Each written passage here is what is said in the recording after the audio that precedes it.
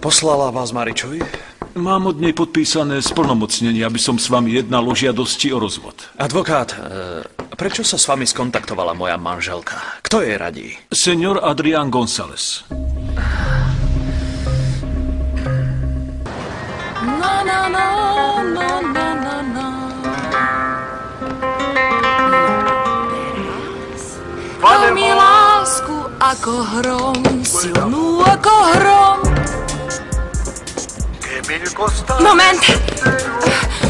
Ale nech to nie je Juan Miguel, lebo mu to poriadne spočítam. To ste vy? Senior, predovšetkým chcem vedieť, či sa nepostavíte proti rozvodu. Nie, advokát. Nie. Ak je to jej prianie, nebude mať žiadne námietky. V tom prípade si preberme podmienky. Nie sú žiadne podmienky, advokát. Lepšie povedané, ja nemám žiadnu. Som ochotný prijať všetky podmienky svojej manželky. Urobte všetko, čo pre ňu uznáte za vhodné a keď to budete mať, príďte, rád vám to podpíšem. Radšej nech sa so mnou spojí váš advokát. S ním dohodnem, čo treba. Nepoverím tým advokáta. Ale doktor... Nepotrebujem ho. Zaplatím výživné, aké si vyžiada. Seniora nechce žiadne výživné. Myslím si, že by ho mala dostávať. Takže navrhnite, v akej výške. Prepáčte, ak som indiskrétny. Nič ma do toho nie je, ale nebolo by rozumnejšie pokúsiť sa o zmierenie medzi vami a vašou manželkou. Advokát, nie som to ja, kto navrhol rozvod a v podstate s ním ani nesúhlasím. Nechcem zrušiť putá, ktoré ma spájajú s manželkou. Ona prišla so žiadosťou o rozvod. A ja pochopiteľne akceptujem jej rozhodnutie, lebo ju nemôžem nútiť, aby ostala pri mne proti svojej vôli. Hoci by som to chcel. Je to poľutovanie hodné. No, prepáčte, nevedel som, že... Poď, Eduardo, poď. Dám vám vedieť, keď bude všetko pripravené. Príjemný deň. Dovidenia. Dovím. Kto to bol? Advokát, čo zastupuje Maričovi. Zohnal jeho kamoš Adrián. Adrián jej radí, pretože sa samozrejme nevie dočkať, kedy sa rozvedieme. Aby mal voľnú cestu. Myslí si, že ho bude chcieť. Možno áno, Juan Miguel. Ako to, že možno áno? Čo to vravíš? No, Mariči už nie je to dievča, ktoré sa bálo lásky. Je vyliečená a znovu sa môže zalúbiť.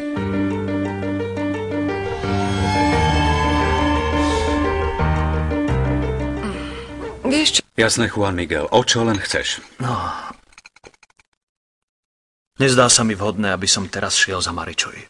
Chcem o to poprosiť teba. Porozprávaš sa s ňou v mojom mene. Dobre, a čo jej mám povedať? Chcel by som jej odkázať jedinú vec. Môžeš jej povedať, čo len chceš. Ale... nech mi odpustí.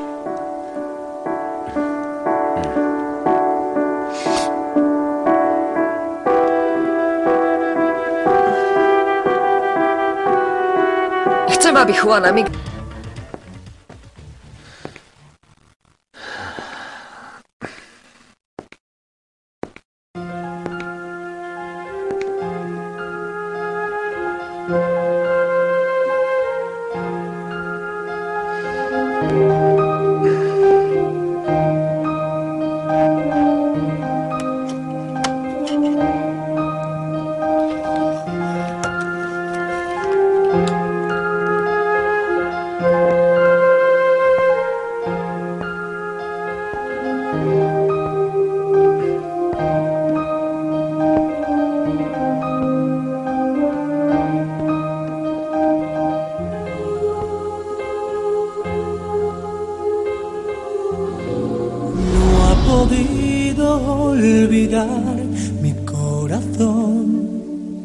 Aquellos ojos tristes, soñadores que yo amé, la dejé por conquistar una ilusión y perdí su rastro y ahora sé que es todo lo que yo buscaba. To je jedno. Ukáž mi to. Nie. Nie. Prosím. Prosím. Ukáž. que siento sus caricias. Popísala si skoro celú stranu mojim menom.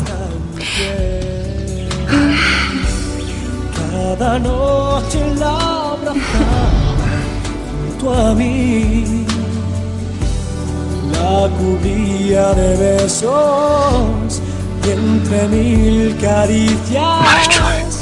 la llevaba